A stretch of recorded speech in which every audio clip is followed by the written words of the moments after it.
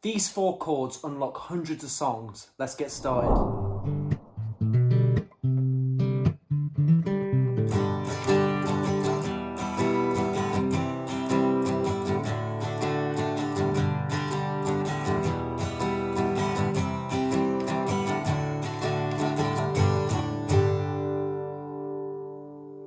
Let's have a look at the G chord. Now, if you have a look, we should have a 3, a 2, a 0, 0, 3 and a 3.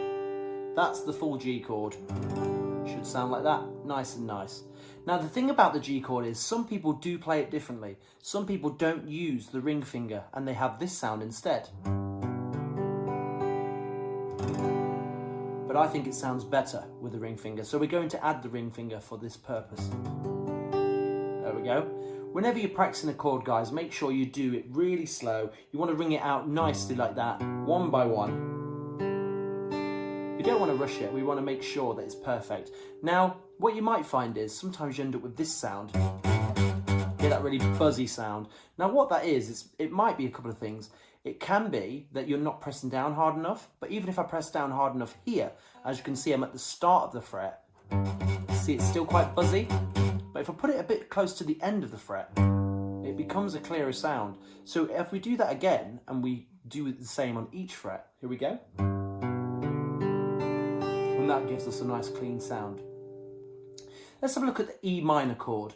Now, I do the E minor chord with the middle finger and also the ring finger. Now, the reason I use those fingers is because it allows my index finger to be free to make an E major sound. Now, let's have a look at that. So it should be 0, 2, 2, 0, 0, 0. So that should sound like this. Yeah? And again, we do want to ring it out to make sure it really rings nicely. Beautiful. Let's have a look at the C chord now. So, the C chord, it will miss the top string this time, so there'll be an X on that. And then what we'll do is we'll do 3 with the ring finger, we'll do 2 with the middle finger, we'll miss a string, and then we'll do number 1 with the index finger, and then open on the last one. And that will give you this sound. Now, again, make sure you ring it out slowly, guys. I know it's tedious, but that's what we do. Make sure it works. How beautiful is that? And that is the C chord. Now, the last chord in this sequence that we're going to do today is a D chord.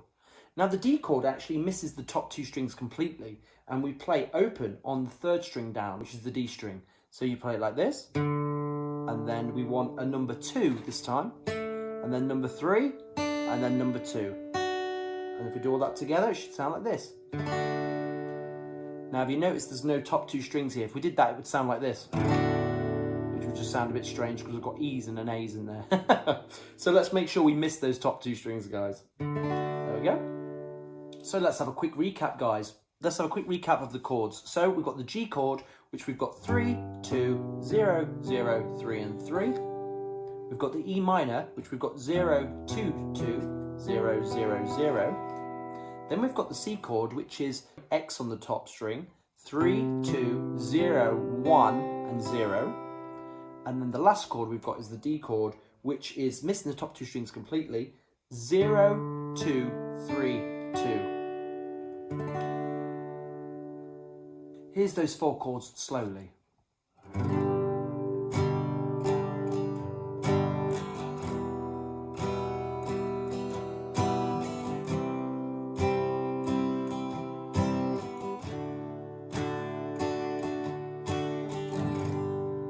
Now let's add some speed to those chords.